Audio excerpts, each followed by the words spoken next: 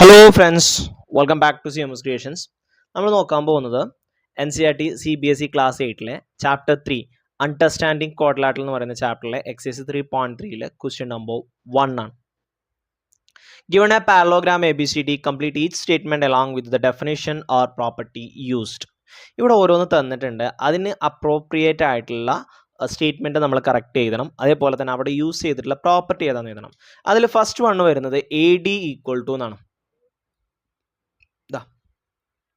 AD ആർക്ക് equal ആവുക? AD എന്ന് പറയുന്നത് അത് BCക്ക് ഈക്വൽ ആയിരിക്കും. കാരണം ഒരു പാരലോഗ്രാമിൻ്റെ ഓപ്പോസിറ്റ് സൈഡ്സ് ഈക്വൽ ആയിരിക്കും. Opposite sides of a parallelogram are equal. രണ്ടാമത്തത് angle DCB equal to DCB. ഇതാണ് DCB. അത് ആർക്ക് ഈക്വൽ ആയിരിക്കും? DABക്ക് ഈക്വൽ ആയിരിക്കും. കാരണം opposite angles of a parallelogram are equal. അടുത്തത് OC ഈക്വൽ ടു, OC എന്ന് പറയുന്നത് ഈ ലെങ്ത് ആണ് OC.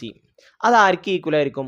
OAക്ക് ഈക്വൽ ആയിരിക്കും. കാരണം diagonals R bisect each other. Diagonals are bisect each other. The diagonals of a parallelogram bisect each other. Then അടുത്തത് നാലാമത്തെ measure of DAB plus measure of CDA. Measure of DAB, that's DAB, or is it DAB? It's DAB. And measure of CDA. ഈ രണ്ട് ആംഗിളുകൾ add ചെയ്താൽ എത്ര കിട്ടും? The sum of these two angle is 180 degree. എന്താണെന്ന് ചോദിച്ചു കഴിഞ്ഞാൽ sum of angles on one side of a parallelogram എന്ന് പറയുന്നത് 90 എന്നാണ് എഴുതിയിരിക്കുന്നത്. ഓക്കെ, 180 ഡിഗ്രിയാണ്. Sum of angle on one sides of a parallelogram are supplementary. Supplementary എന്ന് പറഞ്ഞാൽ എന്താ? അത് രണ്ടും ആഡ് ചെയ്യുമ്പോൾ 180 കിട്ടും. 90 കിട്ടുമ്പോൾ കോംപ്ലിമെൻ്ററി എന്നാണ് പറയുക അല്ലേ? ഓക്കെ, അത് ടൈപ്പ് ചെയ്തപ്പോൾ മാറിപ്പോയതാണ്. സോ ഇതൊക്കെയാണ് ഇതിൻ്റെ പ്രോപ്പർട്ടീസ് വരുന്നത്. ക്ലിയർ?